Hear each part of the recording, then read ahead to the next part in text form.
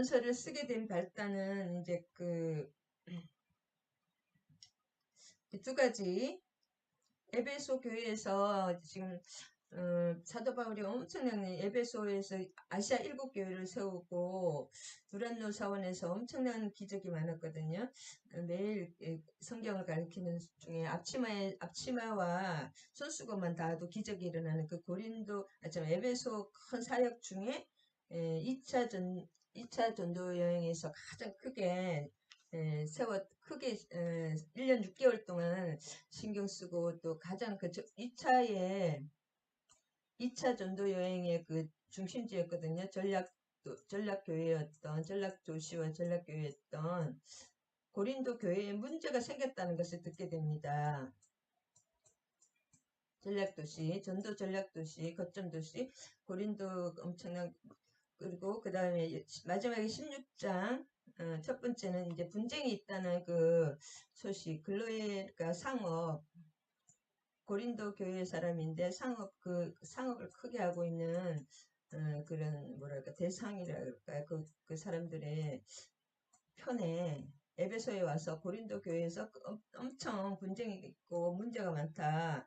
그 소식이 분쟁뿐이 아니라 다른 엄청난 교회에 문제가 많다는 것을 들었고 그 다음에 고린도 교회에서 헌금을 많이 예루살렘 교회가 굉장히 힘든 과정에 헌금을 모으고 있었는데 헌금을 갖다 준 그거에 대해서 감사하는 편지입니다.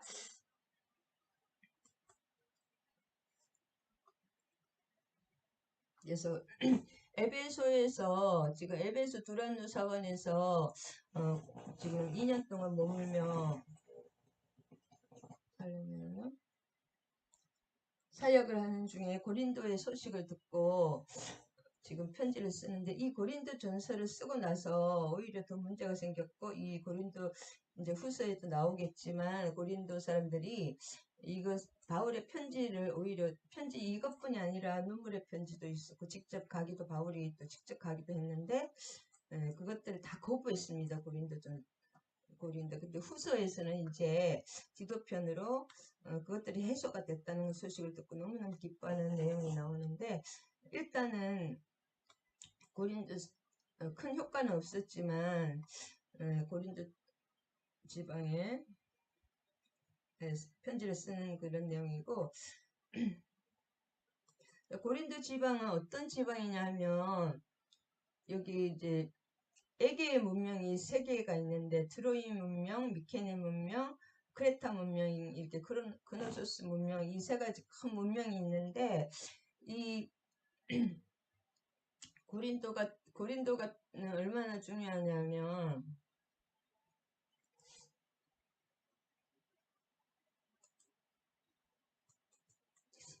이 고린도가 적어놨는데 여기가 해협 이 펠로폰네시스와 이쪽 아가야 지방 이쪽을 연결하는 해협이 있어서 여기 고린도 지방에 해협이 있어서 굉장히 중요합니다. 그래서 고린도 지방에는 요 윗지방과 아랫지방을 연결하는 그리스 지역과 아가야 지역, 요 위에는 마케도니아인데 3단계 요 지역을 연결하는 요 해협이 연결하는 뭐랄까 우리 반도 그래서 굉장히 세계 3대 운하가 있었답니다. 이게 가장 세계에서 제일 큰 운하가 여기 고린도에 여기에 운하가 있습니다. 이따가 그림에 운하가 있고, 그 다음에 오른쪽에, 굉장히 좁지만 굉장히 중요한 것이, 여기 갱그리아 항구가 있어서, 에게 쪽으로, 아시아 쪽으로 굉장히 아시아 쪽으로 뻗어나가는 그런 무역의 중점지였고, 또 요쪽, 서쪽에, 여기는 레카이아 항구라 그래가지고, 이오니아 해를 쭉 뻗어나가면서 이쪽은 이탈리아잖아요. 이쪽에 이탈리아로 뻗어나가는 어떤 그 세계 중심 로마 전체의 교육의 중심지였다고 합니다. 로마의 속주잖아요. 일단 근데 로마는 그리스 헬라 문화를 굉장히 존중했죠. 자기들 문화가 없었기 때문에 로마에 속주기는 했지만 로마에서 가장 큰 활발하게 하는 무역 도시였다. 그래서 굉장히 중요한 이런 도시는 뭐 부가 막대하게 이게 경제적으로 부유하지만 또 이 상업 지역이 무역 지역에는 굉장히 이렇게 열려 있는 반면에 오픈되어 있는 반면에 좀 혼잡하고 좀 뭐랄까 음란하다 그럴까요? 한국 이런 데는 음란. 그다음에 여기는 엄청난 돈이 많아서 그런지 신전들이 엄청 많았습니다.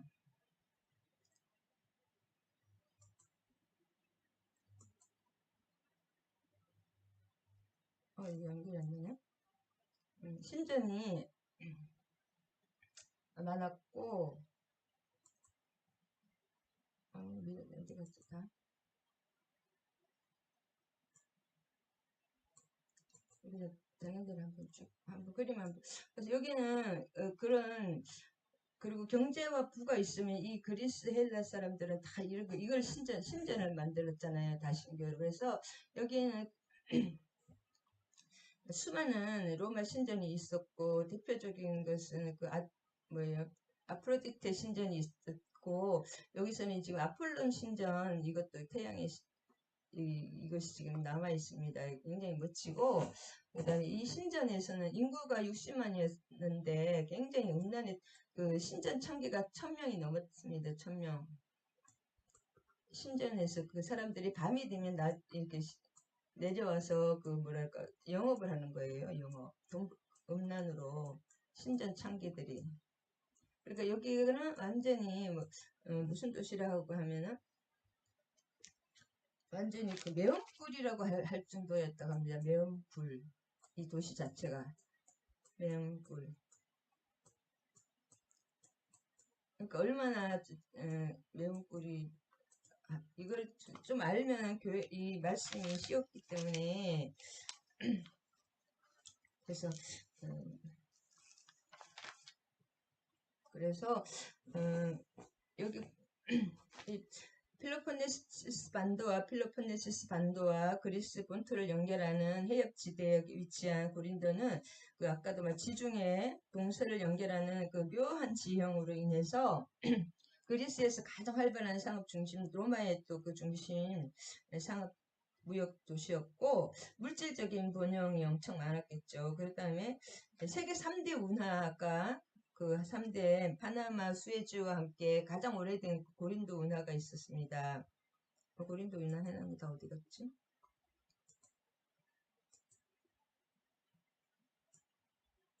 찾아놨었는데 다 없어졌네요. 할렐루야. 특히.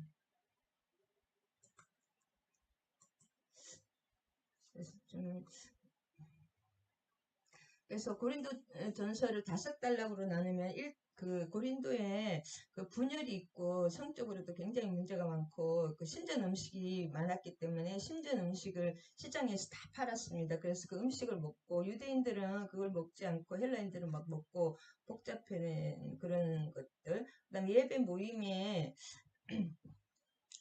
여기서 아볼로도 이제 나중에 여기 아볼로 뭐 예배 모임에서 막 이 분열 때는 아볼로파, 바울파, 뭐 베드로파, 그리스도파 이렇게 4개로 나눴고 뿔뿔이 분열이 되어 있었고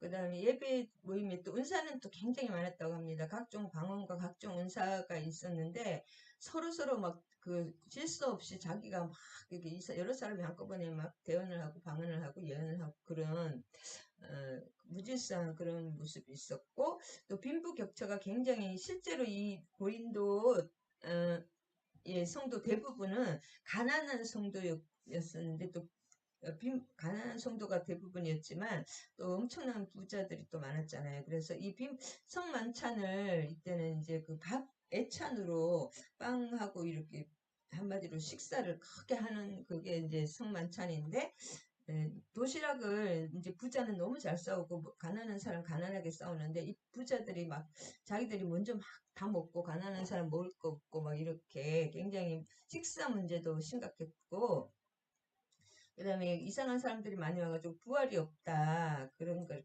계속 주장하고, 왜냐하면 그래서 이렇게 막 사는 거예요. 음란으로 부활이 없으니까 막 사는 거 더 음란하다. 여러 가지 한 5가지 단락으로 나눌 수가 있습니다. 여기 중간에 또 여러 단락으로 나눌 수 있지만 이런 문제를 예수 그리스도의 복음으로 이제 이 문제를 다 어떻게 해결하라고 해결안을 제시하는 것이 고린도전서입니다.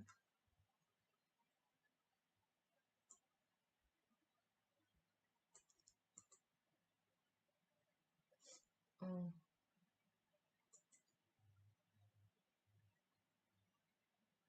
다시 여기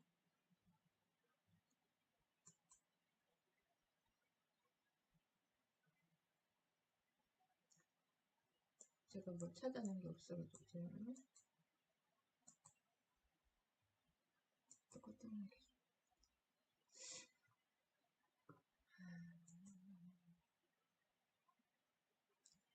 그래서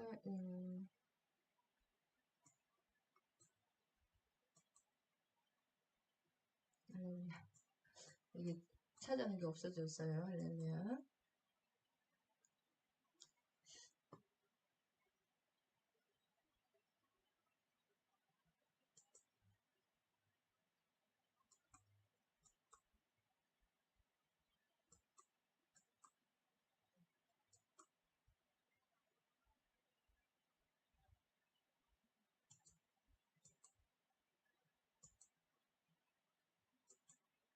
아이고 잘못돼가지고.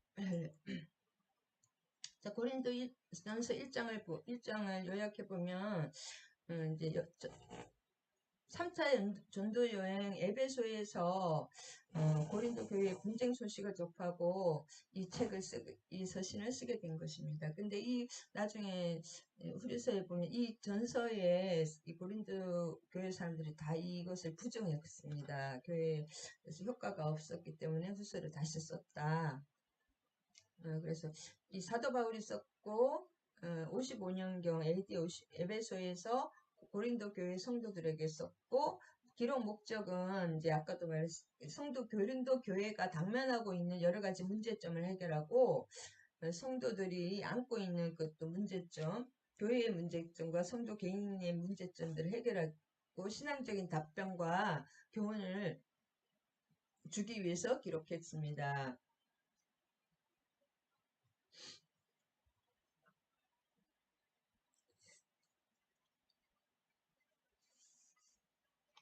그래서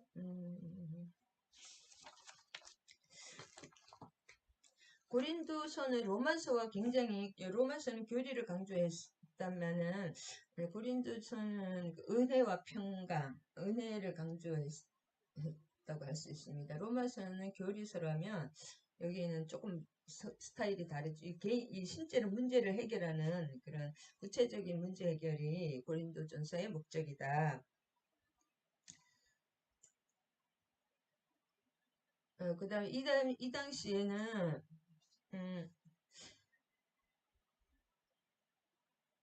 지금 이제 사도 바울이 어떤 상황에서 고린도전서를 썼냐 하면 이 고린도에 실제로 있을 때가 아니고 에베소에 있을 때 썼는데 실제로 고린도를 1년 6개월간 2차에서 엄청나게 공을 들였는데 1년 6개월 동안 이 고린도 2차의 전도 전략지가 고린도였는데 아까도 그런 여러 가지 상황이기 때문에 전도도 많이 됐지만 문제도 많이 있었고 여러 가지 굉장히 복음이 많이 전해지는 곳에는 또 그만큼 저항이 세기 때문에 근데 고린도에서 2차에 사역할 때는 어땠냐면 브리스길라와 아굴라를 만나서 같은 생업이 천막 만드는 일이 이게 굉장히 돈이 크게 되는 일이라고 합니다. 바울이 집안의 대대로 하는 것이 천막 만드는 일인데 브리스길라와 아굴라가 이 고린도에서 쫓겨나서 로마에서 기독교인들은 로마 도시를 어지럽히게 한다고 그래가지고 다 쫓겨나서 브릭스길라와 이제 로마와 거의 비슷한 그런 도시로 가잖아요. 원래 이제 제일 중심은 이제 서울에서 살다가 어디 나가게 되면 거의 비슷한 도시라고 합니다. 여기가 로마만큼 발달한 그런 도시로 왔고, 그 다음에 이제 그때 고린도에서 로마서를 썼습니다. 고린도에서 고린 로마 교회는 실제로 바울이 만든 교회가 아닌 걸로 알고 있는데, 이 고린도는 바울이 만든 교회였잖아요.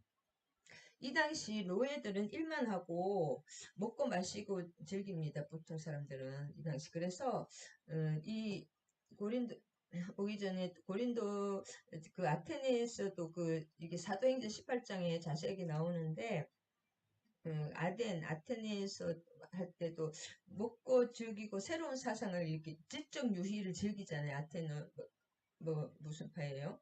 스토아파, 뭐 에피쿠로스 학파 막 그러면서 계속 그 광장에 모여서 지적 유희를 즐기고 하는 일이라고는 이제 지적 유희를 노예들이 일을 다 하기 때문에 지적 유희를 즐기고 또 우상 숭배, 복 받기 위해서 우상 숭배는 결국은 욕심이거든요. 뭔가 돈을 많이 벌고 명예를 많이 벌고 하여튼 욕심을 채우기 위한 것이기 때문에 그런 거 하는 것이라고는 그 말 막 하고 또 우상 숭배 이런 것입니다.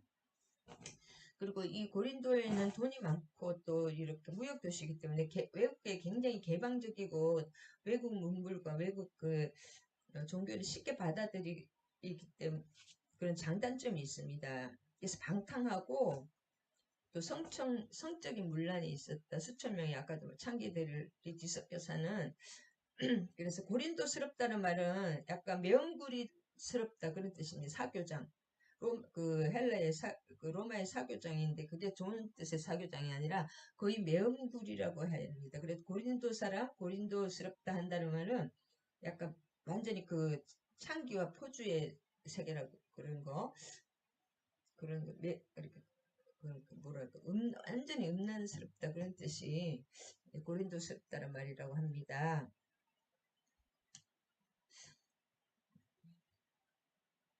그래서 하나님의 뜻을 따라 이렇게 사도 바울이 자기의 사도권을 인정받지 못한 그런 곳에는 꼭 그렇게 자기가 사도로 하나님의 뜻을 따라 그리스도 예수의 사도로 부르심을 받았다고 이렇게 매년 말을 해야 될 사도권을 강력히 주장하고 있는데 이럴 때는 또 인정을 많이 못 받는 데가 이렇게 강력히 주장합니다.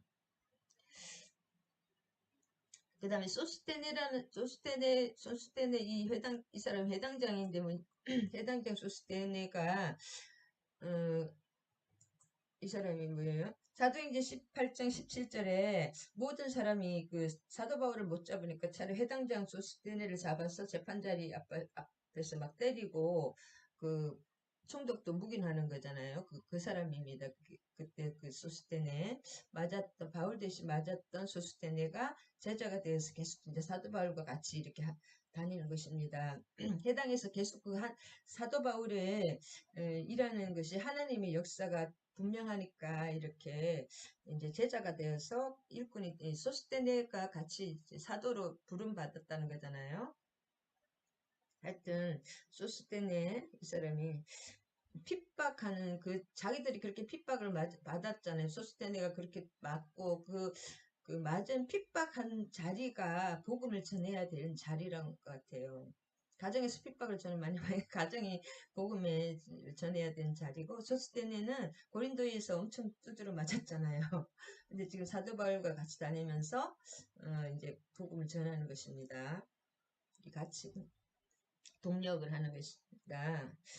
그리고 고린도에 있는 이것도 참 이게 아이러니라고 합니다. 고린도에 있는 하나님의 교회. 이 당시 고린도에는 완전히 매운꿀이었기 때문에 하나님의 교회가 있을 수가 없는 것이 완전히 뭐랄까 뭐 타임스퀘어 교회의 데이비드 위커스 목사님처럼 완전히 뭐 창녀 막 그런 거 있잖아. 살인 강도 막 타임스퀘어 교회가 그랬다 그러잖아요. 데이비드 위커스 목사님이 무릎 꿇고 기도해서 하나님 이 도시를 어찌하오리까. 그래서 하나님이 세운 교시가 타임스퀘어 교회라고 하시는데 데이비드 위커스 목사님처럼 그 교회가 있을 수 없는 곳에 갑자기 저는 이거 보니까 그 목사님 생각이 나더라고요. 교회가 있을 수 없는 너무나 타락의 극치 그 도시에 하나님의 교회가 생겼다. 그래서 고린도와 하나님 교회는 이게 거의 반대 상극이라고 할 수 있는 할렐루야. 교회 그 설 수 없는 그 매운굴에 하나님의 교회가 섰다. 그러니까 문제가 많겠죠. 그리스도 예수 안에서 거룩하여지고 성도라 부르심을 받은 자들과 또 각처에서 우리 주 예수 곧 그들과 우리 주 대신 예수 그리스도 이름을 부르는 모든 자들에게 이렇게 교회에게 쓰는 거죠. 교회에.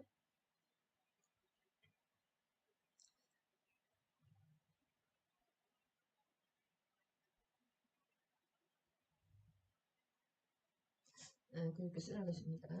그 쭉 그래서 1장에서 4절까지는 뭐냐면 분열이 굉장히 교회가 바울파, 아볼로파, 아볼로가 또 말씀을 바울 후에 계속 이렇게 잘 섬겼거든요.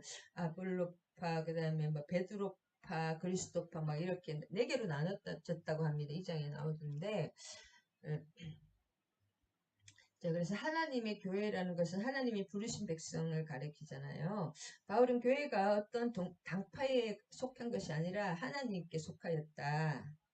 그래서 그것을 강조하고 있습니다. 하나님의 교회다. 바울의 교회도 아니고 아블레도 교회, 그리스도의 교회도 아니고 하나님의 교회다.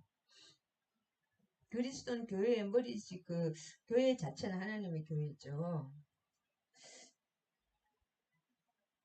그래서 하나님 우리 아버지와 주 예수 그리스도로부터 은혜와 평강이 있기를 원하노라. 그래서 사도 바울은 항상 이 은혜와 평강, 은혜 카리스잖아요. 은혜는 뭐예요? 받을 수 있는 뭔 자격이 있을 수 그냥 거저 주는 선물이잖아요. 이것이 이제 구원. 왜 구원이 은혜고 선물이냐? 카리스 선물 왜 선물이냐? 은혜냐? 무조건 진짜 불가항력적인 왜 은혜냐? 우리가 구원받기 전에는 하나님이 진짜 우리를 불러서 구원하셔서 영을 살려주시기 전에 영이 죽은 사람이 뭘 합니까? 죽은 사람이 뭐 의지가 있어서 믿습니까?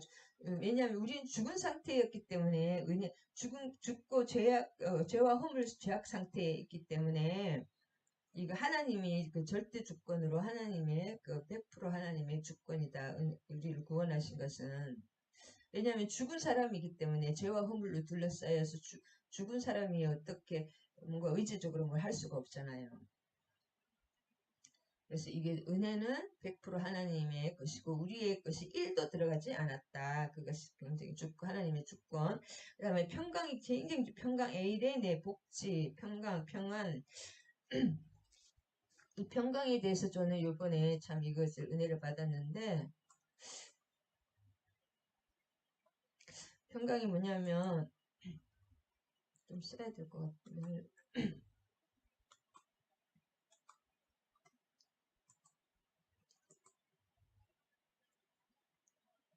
구약에 보면 계속 창세기와 모든 그런 장세기부터 또 신약의 계시록까지 장세기 중간중간에 계속 에덴을 하나님이 에덴을 창조하잖아요. 에덴 장세기 1장 장세기 에덴 그 다음에 계시록 22장에 에덴에서 또 네 줄기 강이 강 에덴의 사강 네 개가 세계 곳곳으로 하나님의 은혜가 생명이 퍼져나간다는 것이고 그 다음에 하나님 안식을 계속 강조하셨는데 오늘 제가 이거 은혜 받은 게 안식이 뭐냐 하나님은 안식하지 않는 사람 죽이라고 그랬거든요. 레위기와 보면 그래서 예수님도 안식일을 지키지 않았기 때문에 죽었어요. 왜냐하면 이 구약 율법에 의하면 안식일을 지키지 않은 사람 죽여야 되기 때문에 그 율법에 따라서 이 예수님을 죽인 거예요. 안식일을 지키지 않으면 죽이라는 내용이 레위기와 곳곳에 나옵니다. 일하는 것보다 안식일이 중요해. 왜 안식이 중요하냐? 안식일이 엿새 동안 하나님 창조하고 또 하여튼 그 출애굽기에도 계속 그 40일 전에 6일을 기다렸거든요. 모세가 율법 그 성막의 시경을 받기 전에 6일을 기다렸다. 그 다음에 7일째 그때 성막 이런 걸 다 받고 하여튼 그 다 연결이 되는데 알고 보면 안식이 굉장히 중요해. 히브리서에 하나님이 내 안식에 들어오지 못한 자는 믿음이 없어서 안식에 들어오지 못했다고 하잖아요. 믿음이 없는 자들은 안식에 들어오지 못한다.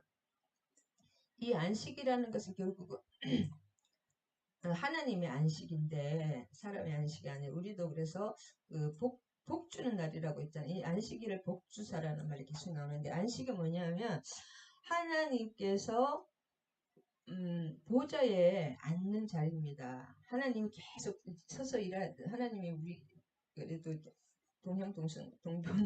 신인 동성론에 의해서 그냥 서서 만일 일을 하셨다면 이제 그 하나님이 보좌 자리에 앉으셔서 왕으로서 하나님의 왕으로서 다스리는 게 안식입니다. 여기 다시 한번 다음에 한번 깊이 다루고 싶은데 이 안식이 뭐냐면 우리의 신령의 보좌에 하나님의 통치가 딱 이루어진 하나님이 왕이 돼서 모든 것을 이제 그 질서가 잡히면 모든 것이 평안해집니다. 안식, 에이레네. 아까 평강이 이게 안식이라고 그랬지, 안식. 네, 평강 모든 것이 바르게 된 상태, 모든 것이 복된 상태가 평강인데 그래서 우리 가정에 하나님이 왕권으로 딱 이제 예수 그리스도 지금은 하나님이 왕으로 딱 자리를 잡으면 그 에덴이 회복되는 것입니다. 그 에덴이 뭐냐면 우주 이 성막과 에덴 이런 것들은 하나님의 우주적인 성전의 축소판이다. 그래서 우리에게 이 우주 교회의 축소판이 에덴이고 그것보다 더 축소판이 성막인데 계속 거기서도 안식이 중요합니다. 에덴에서도 안식이 중요하고 성막에서도 안식이 중요하고 또 모든 교회에서도 안식이 중요하고 출애굽기도 안식이 계속 중요하거든요. 그 성막 짓는 것보다 교회 짓는 것보다 안식이 더 중요해요. 어떻게 생각하면 우리가 일하는 것보다 하나님 안식이 더 중요하다고 안식을 지키지 않으면 죽이라고 말씀이 계속 나오는 왜 안식이 중요하냐 하나님이 왕으로 우리 가정에 하나님이 왕으로 다스리는 완전히 그 왕권이 완전히 뭐랄까 이루어진 거 질서가 바르게 된 것이 그게 안식입니다. 그렇게 안식. 그리고 무슨 뜻이지? 요한계시록에서도 그 마지막 22장에 보면 새 예루살렘은 결국은 그게 하나님과 어린 양이 그 새 예루살렘이 비치고 그걸 통해서 안식이 오는 거예요. 새 예루살렘 결국은 그 사람이 있거든요. 사람. 그 에덴이고 그것이 하나님의 나라다. 하나님의 나라는 뭐냐면 그것이 하나님의 통치와 다스림을 안에 온전히 들어갈 때 새 예루살렘이 되며 에덴이 되며 새 예루살렘이 결국 에덴이 회복되는 거거든요. 회복되고 안식에 들어간다. 그것들이 다 완성될 때 우리 삶에 그 최종 완성은 예수님이 오셔야지 최종 완성이 되시겠지만 이 말을 굉장히 또 길게 했네요. 제가 할렐루야. 그래서 평강 이게 굉장히 중요하기 때문에 은혜와 평강이란 말을 계속 그렇게 하나님 이것이 은혜와 평강이 이제 사도 바울 전체의 메시지이기 때문에 한번 전해봤습니다. 그 다음에 12절에 보면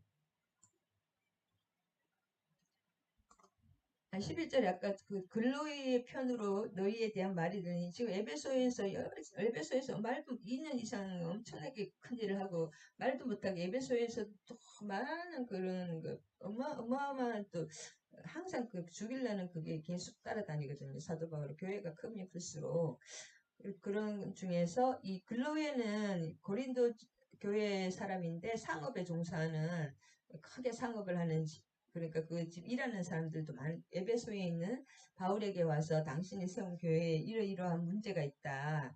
뭐 성적인 문제, 분열의 문제, 막 질서 없이 이렇게 하는 문제 또 막 부활이 없다고 또 거짓 선자들이 와서 그래서 바울의 사도권을 완전히 이제 무시하고 교회가 이렇게 질서가 없는 그런 여러 가지 문제를 음란의 문제 먹는 모든 것 총체적인 문제가 있다는 것을 바울에게 말을 해서 바울이 들었다는 것입니다. 그래서 이제 그 문제는 뭐냐면 지금 12절입니다.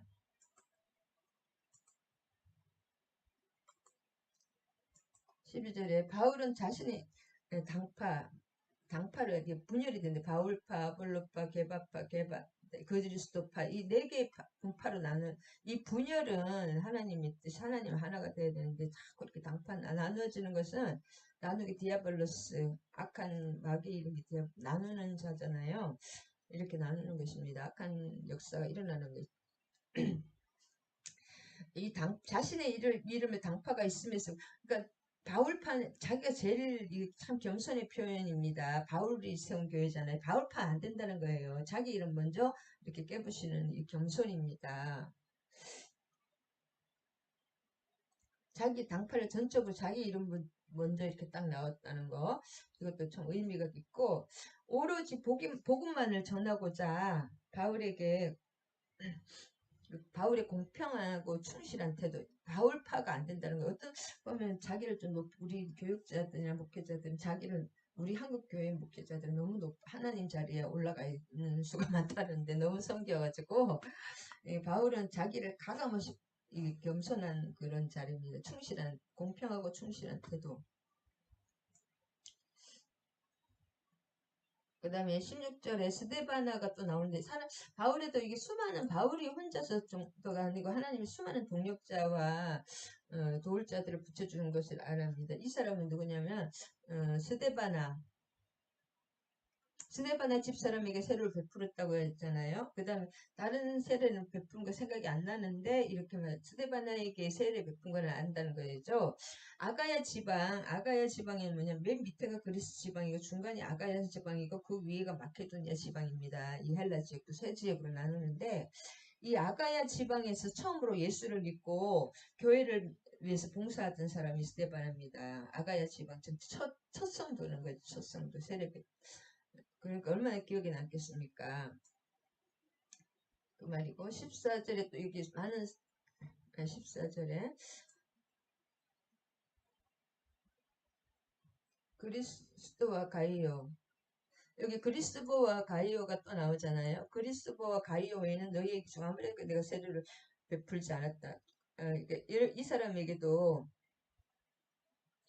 그리스도와 가이오에게 세례 베풀었다는 겁니다. 그 누구냐면 그리스도는 고린도 교회의 당회장이었고, 가이오는 뭐냐면 바울이 그 머물던 집의 주인이, 고린도에서도 계속 개인 집에다가 숙식을 해야 되잖아요. 그래서 가이오 집에서 숙식을 했고, 그리스도는 고린도의 당회장이었다. 참 당회장이었다. 교회의 당회장이었습니다. 그러니까 제일 높은 사람, 교회의 당회장이면 제일 높은 사람, 교회의 당회장. 할렐루야. 회당장이 아닌 거예요. 교회의 당회장, 회당장은 회당이 그냥 이렇게 책임지고 이렇게 하는 사람이 회당장이고, 소스테네는 회장장이었고, 그리스도버는 교회의 당회장이었습니다. 그렇다는 것이죠. 그 다음에 21절에 보면,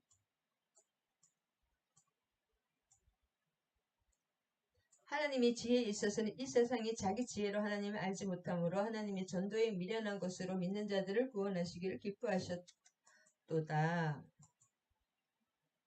하나님께서는 인간적인 그 지혜로 볼 때 어리석게 보이잖아요.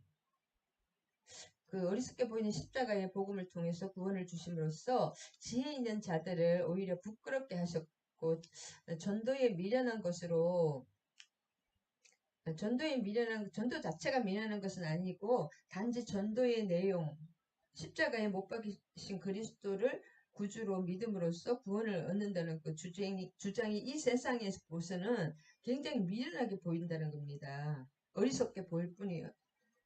이 당시 헬라나 막 이런 데는 스토아 학파, 에피쿠르스 학파, 이게 말쟁이들이 진짜 말쟁이들이 얼마나 말을 잘하겠습니까?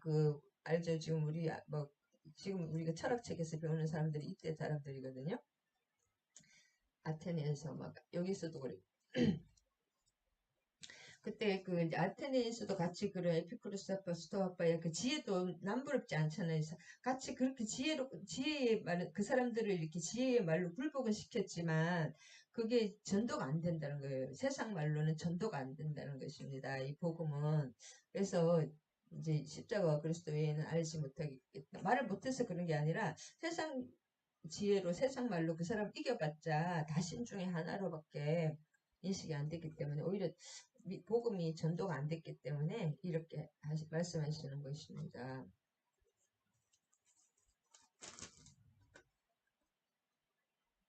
하나님이 주권이고 성령님이 주권이다. 오직 부르심을 받은 자들에게는 유대인이나 헬라인이나 그리스도는 하나님의 능력이요 하나님의 지혜니라.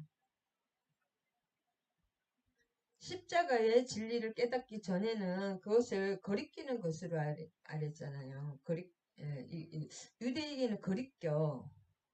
왜냐하면 자기들이 그 유대인 안 맞으니까 거리끼고, 이방인의 이 헬라인이나 그리스인들에게는 굉장히 미련한 굉장히 이 사람들이 똑똑했거든요. 이 문화도 엄청나게 발달했고 너무 미련하게 보이는 거예요. 그러나 그 복음을 진짜 깨달은 그 사람에게는 진짜 하나님의 감동이잖아요. 하나님의 능력과 하나님의 인간의 일을 할 수 없는 어마어마한 그런 은혜가 임하는 것을 압니다. 본인은 옆에 사람, 안 믿는 사람은 이걸 아무리 맥락을 얘기해도 모른다. 그래서 일단 믿게 되면 그리스도를 통하여 하나님의 능력과 지혜를 발견하게 됩니다. 하나님이 영의 눈을 열어주고 우리 그것을 성령을 깨닫게 해주셔야지 알지.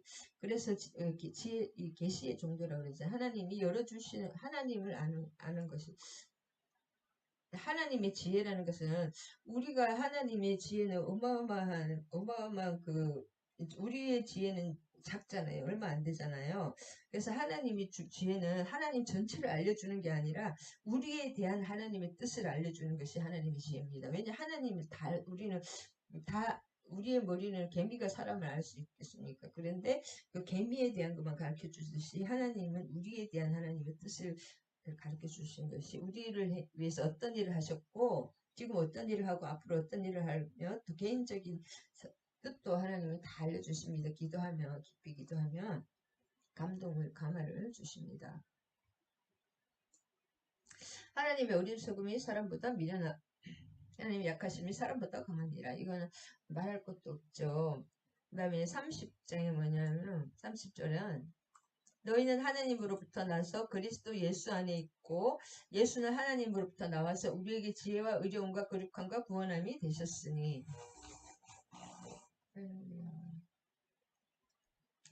하나님으로부터 나와서는 무슨 뜻이냐? 우리를 부르셔서 콜링이를 부르셔서 그리스도와 연합하게 하는 신비로운 연합이다. 신비롭다는 것은 모른다는 거예요. 그것을 다 알지 못하는 거예요. 그것을 어렴풋하게밖에 우리가 모르는 그런 영역이다. 신비로운 연합하게 하시고 그와 교제를 가지게 하신 분은 바로 하나님이다. 그러니까 우리가 이 창세전에 에베소서에 보면 하나님 안에서 우리를 이미 연합되어 있고 우리의 영은 예수 그리스도와 예수 믿는 하나이기 때문에 예수님과 악한 영과 믿는 자는 그 영과 하나가 되고 예수를 믿는 자는 그 한 영이기 때문에 예수님이 지금 보좌 우편에 앉아 계시잖아요. 그럼 우리도 그 안에 예수님 안에 있는 것이다.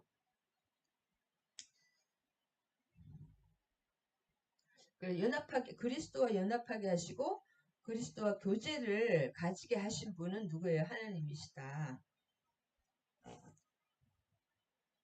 그래서 자랑하는 자는 주 앞에서 이것이 진짜 이거 참 중요한데 우상이라는 것은 우상은 내 욕심 우상을 왜 믿습니까? 내 욕심과 내 탐욕과 뭔가 이렇게 욕심으로 믿는 거잖아요. 돈을 더 많이 벌고 뭐 명예가 더 높아지고 하여튼 막 이렇게 뭔가 욕심 우상은 그래서 우상의 궁극적인 나를 높이는 것입니다. 가장 우상의 근본은 내가 하나님이 되는 것이에요. 나를 섬기고 내가 왕이다 막 이런 것이 우상의 근본 뿌리는. 근데 나는 피조물이고 나는 하나님의 진짜 잘해봤자 자녀고 하나님 앞에 하나님이 우리를 죄와 흥거를 예수 그리스도에서 해주지 않으면 우리는 그 십자가에 영원한 지옥에 갈 수밖에 없는 그것을 아는 것이 지혜입니다. 무슨 말인지 까먹었어. 무슨 말을 하려고 그랬는지. 자, 2장에 십자가에 못 박힌 그리스도 그거에 대해서 나오는데 십자가에 못 박힌 그리스도 십자가 외에는 그래서 1장에는 지혜라는 것이 굉장히 중요합니다. 지혜 벌써 다 끝나가네요. 자, 지혜 말과 지혜의 아름다운 것으로 하지 않아요. 왜냐면 여기 오기 전에 아테네에서 실패를 했어요. 사람들이 막 뭔가 막 그럴듯하게 말을 잘 들었는데 진짜 뭐지 똑똑한 세상의 그런 세상의 지혜의 말로 했는데 사람들이 오히려 거부했거든요. 아테네에서. 그래서 아테네에서 바울이 굉장히 마음이 고린도에 올 때 너무 힘들었던 것이 아테네에서 제일 큰 도시에서 바울이 실패한 것은 아테네밖에 없거든요. 도시에 가서 복음을 전혀 전하지 못한 건 그때 왜 아테네에서 실패했냐? 스토아파 헬라의 철학자들이 얼마나 말을 잘합니까? 근데 사도 바울은 그 못지않게 더 잘할 수가 있거든요. 그렇게 말의 지혜로 해가지고 말을 이겼더니 그 사람들이 그냥 말쟁이야 어디서 말쟁이가 왔네 그러면서 오히려 기분 나빠하고 전혀 복음을 그냥 다신교 중에 하나 어떤 우상 중에 하나구나 하고 하나님을 그렇게 치부를 해버렸거든요. 그래서 말과 지혜의 아름다운 것으로 실패를 아테네에서 했기 때문에 여기서는 이제 그걸 하지 않는 성령의 지혜로 한다는 것입니다. 2장에서 요약해보면 바울은 인간의 구원이 하나님의 능력에 의해서 구원은 100% 하나님 전적인 하나님의 주권이기 때문에 저도 참 전도할 때 말로 이렇게 안 되더라고요. 그래서 성령님이 철저하게 주권 의지하고 나아갈 때 기도로 그렇게 됐지 말만 이렇게 하려고 막 앞서가지고 막 그렇게 했는데 전혀 그건 안 됩니다. 아무리 말 잘해도 안 됩니다. 이 전도는. 말을 또 그냥 예수 믿으세요 해도 하나님이 하면 바로 또 믿더라고요. 아무 말도 안 해도 그냥 말 안 해도 또 믿습니다. 하나님의 역사는 하나님의 능력과 지혜에 얻어지는 것이다. 인간의 구원은 반드시 하나님이 100% 주권이다. 그래서 왜 빨리 하나님 구원 안 해주세요. 하나님의 때에 구원하시는 거예요. 우리는 기도할 의무밖에 없어요. 그 다음에 진정한 지혜인 복음 안에 하나님의 심오한 구원의 진리가 그 안에 계시되어 있다. 그런데 사도 바울은 이 같은 하나님의 구원의 지혜를 성령의 사역과 연관시키고 있습니다. 10절에서 16절. 그래서 이 하나님의 구원은 뭐예요? 100% 하나님의 주권인데 이 구원의 지혜는 성령이 직접 일하시는 것이죠. 실무는 성령이 하나님이 계획하시고 구원도 계획하시고 이 모든 것을 계획하시고 예수 그리스도께서 십자가에서 이미 다 부활하셔서 이루셨던 것을 성령님께서 우리에게 적용하신다. 그것이 중요합니다.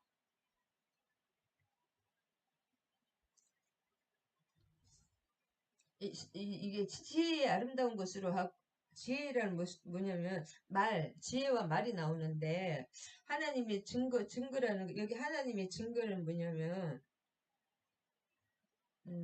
하나님의 증거는 일단은 이거 먼저 할까요? 지혜와 말이 뭐냐 로고스 지혜라는 것은 소피아인데 증거라는 것은 비밀이라는 원래는 이게 비밀이라는 뜻이거든요. 하나님의 비밀을 전할 때에 비밀이라는 것이 예수 그리스도라는 그것도 확실히 하나님의 비밀을 전할 때에 원하는 비밀을 전할 때에 말과 로고스와 소피아의 아름다운 것으로 하지 않았다는 것입니다. 왜냐하면 이걸로 해봤더니 너무 크게 실패가 됐거든요. 아테네에서.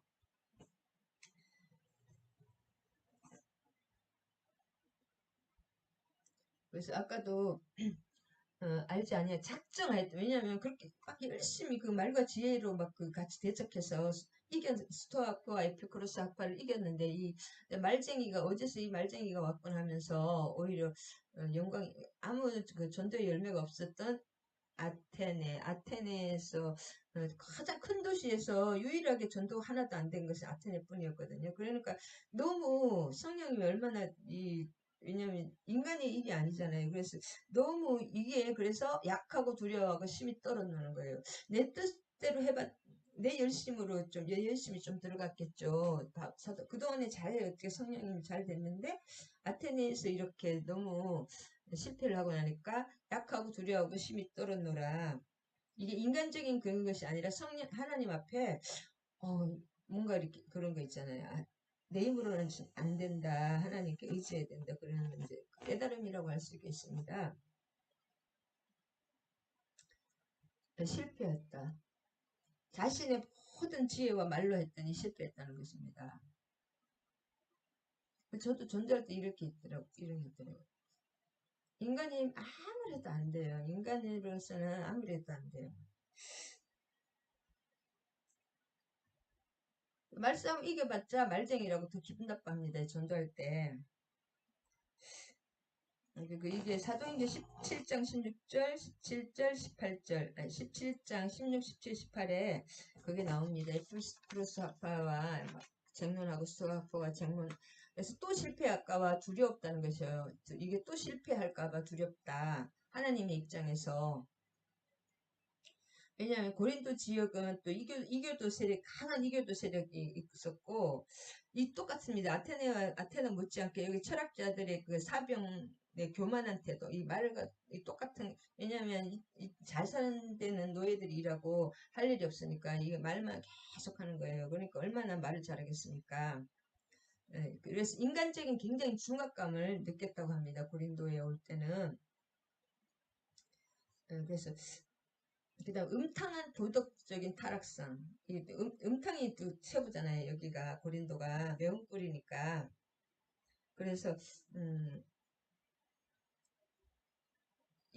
왜냐면 이게 엄청나게 그동안에 성공만 하다가 갑자기 한번 탁 깨지면 사람들이 상처를 많이 받습니다. 성공 스토리를만 하다가 인간 강한 그 엄청난 그 자기 사도의 역할과 그것이 열매가 계속 있었는데 그러나 자아의 나약함이 있잖아요. 내 힘으로 뭔가 해보려더니 완전히 왕창 깨지는 그런 나약함을 인정하고 두려워할 줄 아는 그런 겸손한 인격자예요. 금방금방 깨달으시죠. 사도 바울은 자기가 막 내 열심과 그런 걸 해봤더니 안 되더라. 그것을 그것을 두려워서 떠르는 거지. 내가 막 사람이 약해서 떠르는 것이 아니라 그런 거 있잖아요. 자아의 나약함 이런 거 하나님 앞에서 이렇게 그 사도로서 이렇게 겸비하는 모습입니다. 그래서 하나님은 인간적인 것을 깨부수시는 분이고 이 복음이 성령과 능력의 나타남으로만 가능하다. 인간적인 논쟁과 설득과 지혜는 안 된다는 것입니다. 그래서 이게 참 모든 면에서 특히 주님의 뭐랄까 하여튼 하나님의 말씀에 대한 모든 것은 막 내 열심을 하면 할수록 참 튀기더라고요. 말씀이 팍팍 튀기는 것을 느낄 수가 있습니다. 인간적인 논쟁과 설득과 지혜가 많이 들어가면 들어갈수록 안 된다. 그래서 꾸민 표장과 교만이라고 합니다. 그것이 인간적인 지혜가 꾸민과 표장과 지혜다. 하나님이 보시기에. 2장 10절에는 이제 이게 굉장히 오직 하나님의 성령으로 이것을 보이셨으니 성령은 모든 것 하나님이 깊은 것까지로 통달하시니라. 자, 이게 뭐냐면 기록된 바 하나님이 자기를 사랑하는 자들을 위하여 예비하신 모든 것을 눈으로 보지 못하고 귀로 듣지 못하고 사람을 마음으로 생각하지 못하였다 함과 같으니라.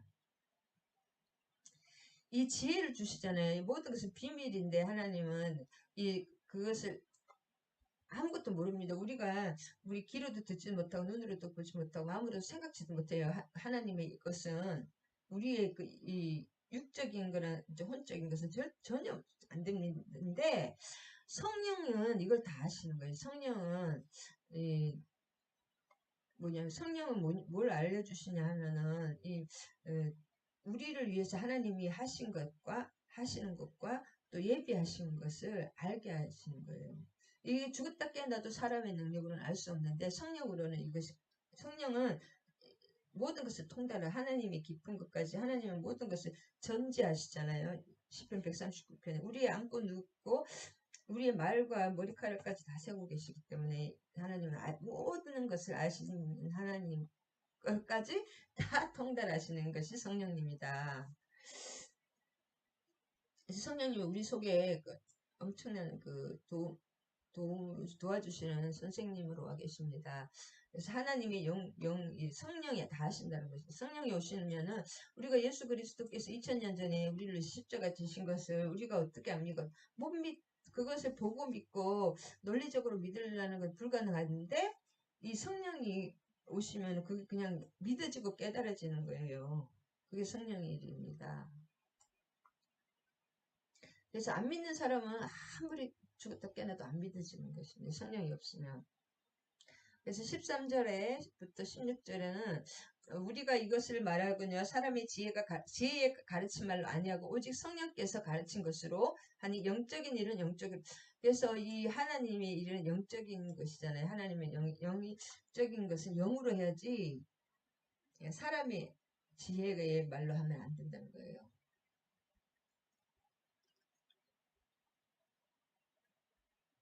그 다음에 육에 속한 사람은 하나님의 성령의 일들을 받지 않은 이 영이 열리지 않는 사람은 아무리 얘기해도 모릅니다. 이는 그것들이 그에게는 어리석게 보이며 또 그것들을 알 수도 없나니 그러한 일은 영적으로 분별되기 때문에 아무리 진짜 서울대 나오고 막 공부 열심히 잘하던 친구들도 보면 안 믿는 사람들은 도저히 어리석게 보이더라고요. 우리 친구들도 보면 신령한 자는 모든 것을 판단하나 자기는 아무에게도 판단을 받지 아니하느니라. 누가 주의 마음을 알아서 주를 가르치겠느냐. 그러나 우리가 그리스도의 마음을 가졌느니라.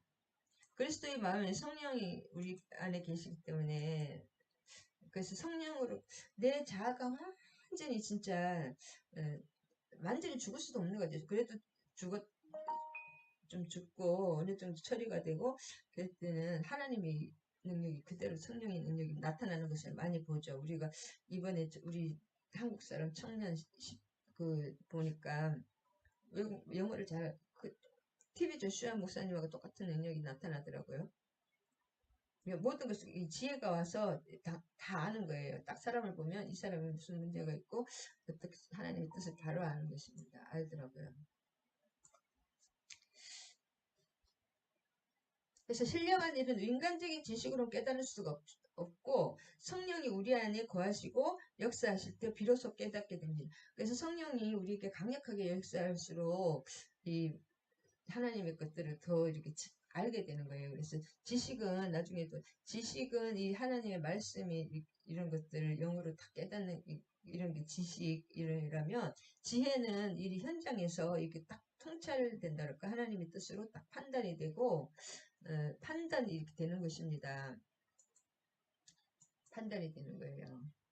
뭔가 이렇게 직감이 탁탁 떠오르는 그런 거 영으로 또는 그런 것들이 하나님의 것일 수가 있습니다. 아닐 수도 있고 잘못 맞으면 큰일 났죠. 확증을 해야 된다.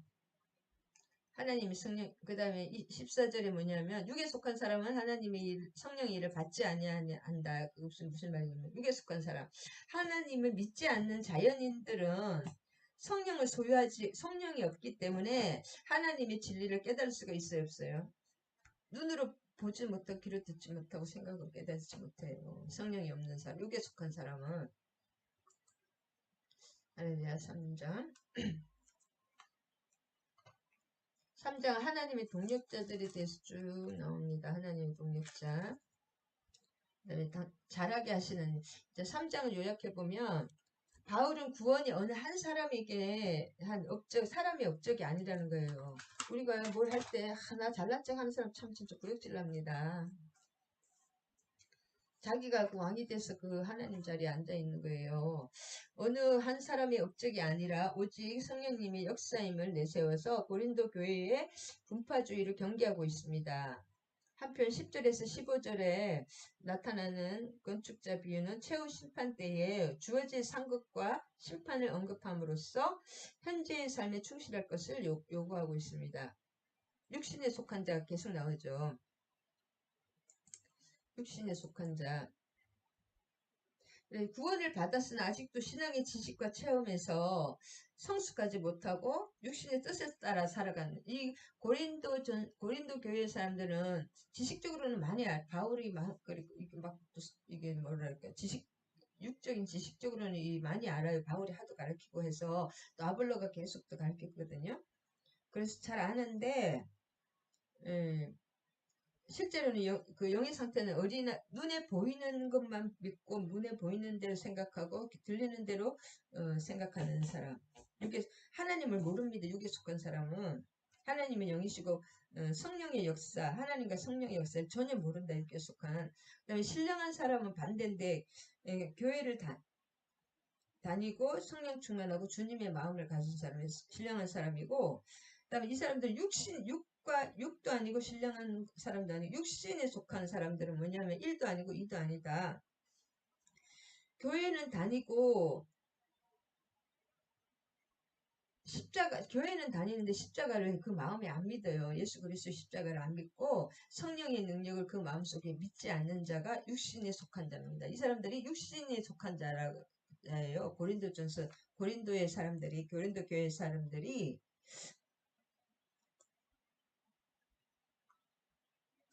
육신의 뜻을 따라 살아가는, 육신의 뜻을 따라가는 거예요. 그냥 눈에 보이는 대로 생각하고, 생각대로 생각대로 생각한다 그럴까? 하여튼, 눈에 보이는 것만 믿잖아요. 아이들은 엄마가 없으면 울잖아요. 엄마가 뒤에 있어도 아이들처럼, 그런 것처럼. 눈에 보이지 않는 하나님을 모르는 사람들이고,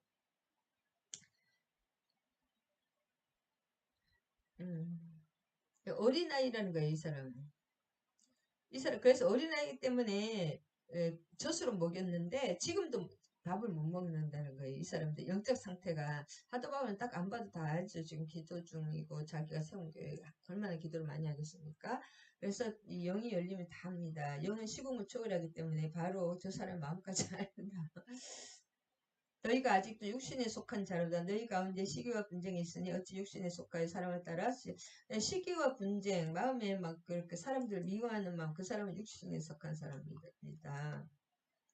혈기를 막 내고 고집이 막 세고 그것은 육신의 감옥에 있는 사람입니다. 성장하지 않는 고린도 교회, 사람에 따라 행하는 거예요. 왜냐하면 육신에 속한 사람들은 뭐냐면 아이들은 엄마나 그 어른들을 의지하잖아요. 그렇기 때문에 아볼로를 의지하고 바울을 의지하고 또 베드로도 왔다 갔다 여기 아가야 지방 계속 전도했거든요. 베드로도 저 위쪽에 베드로를 의지하고 예수 그리스도를 의지하고 일단은 육신에 사람을 의지한다. 자기를 이끄는 사람을 의지한다. 그래서 지금도 국민의당과 막 국민의힘과 뭐예요? 민주당이 그 사람을 막 의지하잖아요. 진리에 속하지 않은 거죠. 사람만 따라가는 거. 그 사람이 어떤 나쁜 짓을 해도 그렇게 따라가는 거. 그 육신에 속한 자입니다. 어린아이, 어리석다. 그 다음에 왜 그렇게 하냐? 이 사람들은 나는 바울에게는 나는 아볼로에게. 왜냐하면 이게 왜 이렇게 하냐면 자, 이 사람들을 또 존중해서 그런 것도 있을 수도 있지만은 권위자에 기대어서 자신의 이익과 권위를 높이기 위한 거예요. 그래서 어떤 사람은 자꾸 자기 얘기를 하면 자기는 누구도 알고 막 그렇게 얘기하는 사람 있죠. 그 사람의 권위에 기대하기 위해서 허세와 허상에 사는 사람이다. 자신을 따르는 자를 먼저 말하는 그 겸손입니다. 바울에게. 그래서 바울은 자기 이름을 항상 먼저 내죠. 바울 따르는 거 아무 소용없다는 거예요. 권세. 권세, 엑수시아는 하나님으로부터 나오는 능력입니다. 권세. 바울은 무엇이며 아블로는 무엇이냐. 주께서 주신 대로 믿게 한 사역자. 바울과 아블로는 사역자들 뿐이라는 거예요. 그 심고 물 줬다는 거죠. 그래도 심는 자와 물 주는 자도 상급이 다 있습니다. 심는 건 한 번 심고 뭐 손질을 몇 번 할 거지 또 심지 않잖아요. 물도 몇 번 계속 주고 나중에 어느 정도 이제 자고 나면 이제 잘하면 물을 안 주도 자생으로 쓰잖아요. 이 사람들은 몇 번밖에 안 하지만 하나님께서는 자라나게 하신다는 것은 뭐냐면 육사년이라고 미완료 과거입니다. 계속 그 하나님의 사역은 영속적이다. 이 사람의 사역은 뭐예요? 사람의 사역은 뭐예요? 시간적인 한계가 있고 그냥 끝날 때가 있고 몇 번 계속 끊임없이 이렇게 사역을 하지는 않잖아요. 이미 고린도 교회 사역하고 또 다른 떠나듯이 심었고 몇 번 심으면 바로 또 이렇게 놔두잖아요. 계속 또 뽑았다 심다 하지 않잖아요. 물 주는 것도 계속 시간적인 그 한계가 있으나 하나님은 영속적이다 그것이 있습니다. 그래서 미완료 과거다. 여기서는 그 부정과거고 그 다음에 고린도가 고린도에 처음 복음을 전한 사람은 바울이었고, 그 다음에 사도행전 18장 1절에서 18절, 동역자 아볼로가 복음을 자세하게 해석하여 가르쳐서 18장 24절과 19장 1절에 보면, 그래서 이게 심었고, 처음에 복음을 심은 사람 바울이고, 계속 그 아볼로가 자세하게 해석하여 18장 24절과 19절 이런 데 보면, 19장 1절에 보면, 계속 아볼로가 계속 복음을 해석해서 자세하게 해석해서 가르쳤다. 그런 말이 나오는데 4장까지 빨리 해야 되겠네. 할렐루야. 그리스도의 일꾼 4장은 그리스도의 일꾼에 대해서 나오는데 4장은 요약하면서 바울은 고린도 교회의 그 교역자와 신자 관계에 문제가 생기자 교역자를 그 판단하는 기준을 제시했습니다. 그 기준은 충성이고 하나님만이 궁극적인 평가를 내리신다. 그 다음에 또한 바울은 고린도 교인들에게 평생 주를 본받는 삶을 실천할 것을 따르라고 말하고 있습니다. 14절에서 21절. 지금 여기 4장까지가 계속 그 분열이잖아요. 바울파, 아볼로파 막 계속 그 분쟁인데 이 분쟁이 의미가 없다는 거예요. 이 사람들은 하나님의 복음의 비밀 예수 그리스도를 맡은 자로 그냥 이렇게 집 주인은 따로 있고 이렇게 옆에서 그 서빙하는 그런 거 있잖아요. 그 일하는 사람들 그것뿐이다. 그 사람들은 일꾼에 불과하는 거예요. 일꾼은 불과. 사역자들은 일꾼에 불과하지. 그 사람들이 뭔가 근본이 아닌 거예요. 주인이 아닌 거예요. 이 사람들은 뭐예요? 맡은 자라는 것은 이것이 이 성경을 있잖아요. 이 성경을 통째로 앞뒤로 이렇게 좀 크게 읽어야지 이 낱말 하나하나를 해가지고 계속 이걸 교회에서 많이 무슨 뭐 임직자 그런 거 저거 줄 때 막 이렇게 맡은 자들은 그걸 충성 그 뜻이 아닙니다. 실제로 이 앞에 3장에서 3장의 내용 때문에 4장을 얘기하는 것이다. 여기서 사람이라는 것은 바울과 아볼로입니다. 바울과 아볼로. 우리가 바울과 아볼로고 사람은 일반 모든 그 성도들이 바울과 아볼로를 그리스도의 일꾼이 하나님의 맡은 자로 우리라는 것은 바울과 아볼로를 그냥 일꾼으로 하나님의 그리스도의 일꾼에 불과하다. 비밀을 맡은 자로 여기다 그러고 너희 청지기는 충성밖에 할 수 없잖아요. 여기서 일꾼이라는 것은 뭐냐면 일꾼이라는 것은 실제로 원어에서 히페레타스라 그래가지고 고대의 그 전함에서 아래층에서 막 노젓는 사람 있잖아요. 위 생전 얼굴도 모르는 사람 가장 하급 노예가 이 일꾼이거든요. 여기서 나오는 이게 원어에 보면 그 배 밑에서 그냥 배만 젓는 사람 그리고 얼굴이 누군지 몰라요. 죽을 때까지 배만 젓다가 죽는 사람 있잖아요. 노예. 그 노예란 뜻이에요. 그리스도의 노예라는 것이 아무 뜻이 별로 없다. 신비라고 비밀을 이거는 뭐냐면 비밀은 말하면 알 수, 이거 비밀이야 하는데 그 비밀이 뭔데 하면 뭐야 말을 알 수 있는 게 비밀인데 신비라는 것은 말해줘도 모르는 우리 인간의 그 지성으로는 말해줘도 모르는 게 신비입니다. 비밀과 신비의 차이가 있다. 여기 맡은 자라는 것은 집을 관리하는 사람, 관리자, 집이란 뜻고 관리란 뜻이거든요. 집 오이코스 네모, 집을 관리하는 사람.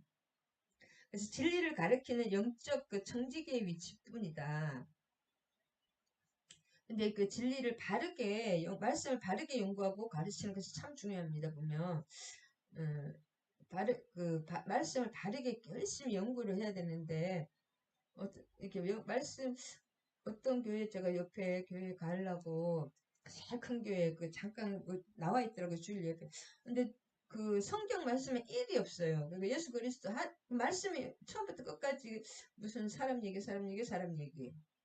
나 너무 놀랐어요. 그 교회가 어떻게 하나님 말씀과 예수 그리스도에 대한 일도 없고 그냥 세상 얘기, 처음부터 끝까지 세상 얘기에서 세상 얘기만 끝내더라고요. 그 담임 목사님께서 어마어마하게 큰 교회거든요. 너무 놀랐어요.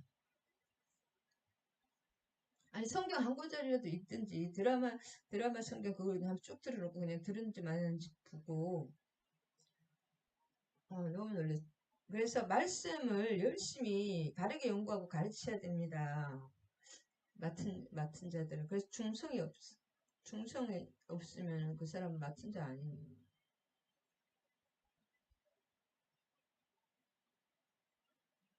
하나님의 말씀을 성은 운반 일념이라고 하잖아요. 하나님의 말씀을 성은이라잖아요. 운반하게 바르게 운반해야 되잖아요.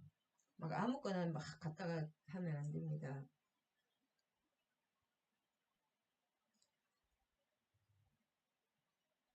할렐루야. 여기까지. 내게는 매우 작은 일이라. 이게 무슨 뜻이냐면 판단받는 것이 내게서 작은 일. 내가 생각하기에는 사도 바울이죠. 아무것도 아닌 것이에요. 아무것도 아니다. 타인들의 판단에 집착하지, 다른 사람이 뭐라고 해도 그건 아무것도 아니라 사람의 판단에 집착하지 말고, 그 다음에 8절에 뭐냐면 너희가 이미 배부르며 이미 풍성하며 우리 없이도 왕이 되었도다. 우리가 너희와 함께 왕노릇하기 위하여 참으로 너희가 왕 되기를 원하노라. 이게 무슨 말이냐면 너희가 이미 배부르고 이미 풍성하며 우리 없이도 왕이 돼. 이건 비꼬는 말입니다. 반어법이거든요. 이미 이 사람들 배불러가지고 왕이 된 거예요. 성도들이. 고린도 교인들이 교만과 미성숙으로 인하여 그들이 사도들에 비해 얼마나 가난한 자들인가를 깨닫도록 하기 위해서 이렇게 반어법을 이걸 반대로 생각하면 됩니다. 반어법으로 그 교만과 미성숙 그것을 이렇게 반어법으로 얘기하는 것이다. 너무 강조하길 때는 우리가 반어법을 쓰잖아요. 비꼬는 거. 그 다음에 비방을 받은 적 권면하니 우리가 지금까지 세상에 더러운 것과 만물의 찌꺼기 같이 되었도다. 14번 내가 너희를 부끄럽게 하려고 이것을 쓴 것이 아니라 14절 오직 너희를 사랑하는 자녀같이 권하여 쓰는 것이라. 14절 내가 너희를 부끄럽게 하려고 너희를 움직이려고 하는 뜻이거든요. 부끄럽게 너희들을 움직이려고 너희 감정에 영향을 주려고 그런 뜻입니다. 감정에 이렇게 뭔가 속상하게 감정에 막 이렇게 너희 비방 이런 것이 아니라 이렇게 권하는 거. 이렇게 발전적이고 잘 되라고 하는 거지. 한번 영적으로 잘 되라고 부모의 마음으로 하는 것이라는 뜻입니다. 이로 말미암아 내가 주 안에서 사랑하고 신실한 아들 디모데를 너희에게 보내었으니 그가 너희로 하여금 그리스도 예수 안에서 내 행사하고 각처에서 교회 가르치는 행사. 그래서 디모데가 이 편지를 가지고 갔습니다. 디모데가 계속 2차 때부터 계속 같이 동행했는데 디모데가 고린도전서 이거를 전달했고 디모데 신실한 아들이잖아요. 디모데 전후서 실제로 영적 아들이잖아요. 디모데 전후서 고린도 후서는 디모데와 디도가 굉장히 지금 디도니 집에서 또 머물렀거든요. 사도 바울이 디모데가 영적 아들이고 디모데는 바울이 전적으로 신뢰한 제자였습니다. 그래서 목회의 서신 이런 거 디모데를 통해서 다 줬고 자기 죽기 전에 디모데야 옷을 가지고 오느라 너무 춥다 막 그렇게 하셨죠. 예수 안에서 나의 행사 이 말은 뭐냐면 바울이 전적으로 신뢰했고 그 수제자라고 할 수가 있어요. 디모데는 몸이 약하니까 막 이거 아빠처럼 이렇게 포도주 조금씩 마셔라. 네가 너의 연수함으로 사람들이 깔보면 이렇게 하라 그런 거. 바울이 그리스도를 섬기면서 취한 삶의 방식을 의미합니다. 예수 안에서 나의 행사. 그러니까 직접 이렇게 도제 교육을 했잖아요. 디모데를 데리고 보는 같이 다니면서 이렇게 이렇게 옆에서 뭐지? 그렇게 수행하면서 도와드리는 그것이 공부잖아요. 보는 거잖아요. 그래서 그렇게 보았다는 것입니다. 사도 바울이 그리스도를 어떻게 섬기면서 어떻게 그 삶을 살았는가 그것들을 생각나게 해준다는 거예요. 디모데가 생각나게 하리라. 그 다음에 20절이 뭐냐면 하나님의 나라는 말에 있지 아니하고 오직 능력에 있음이라. 구원받은 성도들에게 현재 누리는 천국이 뭐예요? 자, 먼저 그의 나라와 그의 의를 구하라. 그게 하나님의 나라를 구하는 것인데 하나님의 나라는 어디? 하늘에 계신 우리 아버지, 하늘에 저 공중에 있는 아버지가 아니라 하나님은 지금 내 옆에 계시는 거예요. 하나님의 내 옆에 가장 연약하고 나에게 이렇게 가족부터 시작해서 주변에 이렇게 하나님이 붙여준 사람들이 있죠.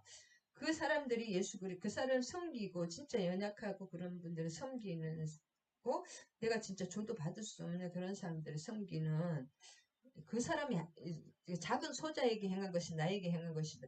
그러니까 예수님이 하나님이잖아요. 눈에 보이는 예수님, 하나님이 예수님인데 그 사람들, 연약한 사람들, 빈민, 여러 가지 영적, 육적으로 가난한 사람들, 또 도움이 필요한 사람들이 그 사람들이 하나님입니다. 그 사람들을 섬기는 것이 하나님이에요. 하나님 천국에 계시는 게 여기도 계시겠지만 지금 하나님이 어디냐? 내 옆에 계시는 거예요. 내 가정에 계시고 내 주변에 또 교회에 계신다.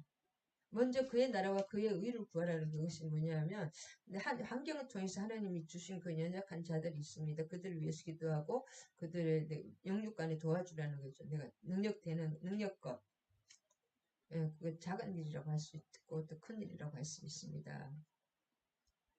하나님의 나라는 오직 능력이 있습니다. 그래서 그런 것을 진짜 행하기가 힘듭니다. 그것을 기도 없이는 안 됩니다. 그래서 하나님께 기도해야 됩니다.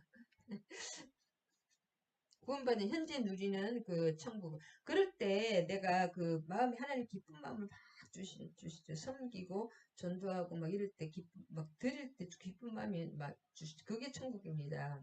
하나님이 내 속에서 성령이 기뻐하시는 것이다. 할렐루야.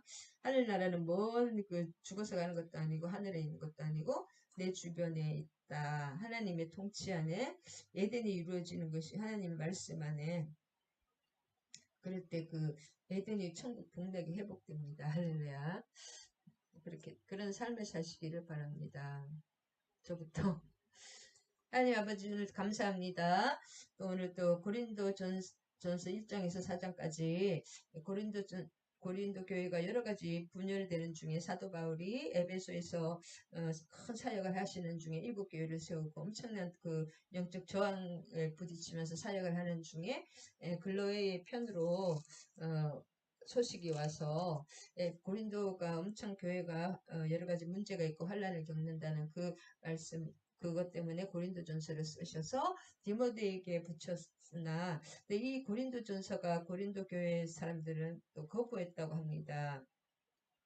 우리의 심령에 하나님 말씀이 우리 심령에 올 때 그 말씀을 아버지 잘 받아서 열매 맺는 옥토밭이 되게 하시고 돌짝밭이나 또 그런 밭을 가시밭이 있다면 성령의 불로 깨끗이 치유해 주시고 주님의 보혈로 씻어 주시옵소서. 우리의 삶에 하나님은 하늘나라가 여기 있다 저기 있다 우리 심령에 있으며 하나님에 계신 우리 아버지는 내 옆에 계신 아버지라는 것을 또 하나님께서 그 말씀으로 사랑으로 통치하시는 그 나라가 섬김과 십자가로 통치하시는 그 나라가 하나님의 나라라는 것을 알고 내 환경이 하나님의 나라라는 것을 알고 내가 섬기고 십자가 짐으로써 그 환경을 변화시키고 이 땅에 하나님 우리를 통해서 하나님의 향기가 그리스도의 생명이 와서 살리는 그런 귀한 역사, 하늘나라의 역사가 우리 삶에 우리 주변에서 바로바로 일어나기를 간절히 기도드립니다. 예수님의 이름으로 간절히 기도드리며 감사드립니다. 아멘 아멘. 주기도문과 축도하심으로 예배 마치겠습니다. 하늘에 계신 우리 아버지의 이름이 거룩히 여김을 받으시오며 나라가 임하시오며 뜻이 하늘에서 이루어진 것 같이 땅에서도 이루어지이다. 오늘 우리에게 일용할 양식을 주시옵고 우리가 우리에게 죄지은 자를 사하여 준 것 같이 우리 죄를 사하여 주시옵고 우리를 시험에 들게 하지 마시옵고 다만 악에서 구하시옵소서. 나라와 권세와 영광이 아버지께 영원히 있사옵나이다. 아멘 아멘. 축도하시겠습니다. 이제는 우리 주 예수 그리스도의 한량없는 은혜와 하나님 아버지의 극진하신 사랑과 성령님 감화 감동 교통하심이 이제로부터 영원히 함께 하실 것을 축원하옵나이다. 아멘 아멘 할렐루야 아멘 아멘. 기도하시기 바랍니다.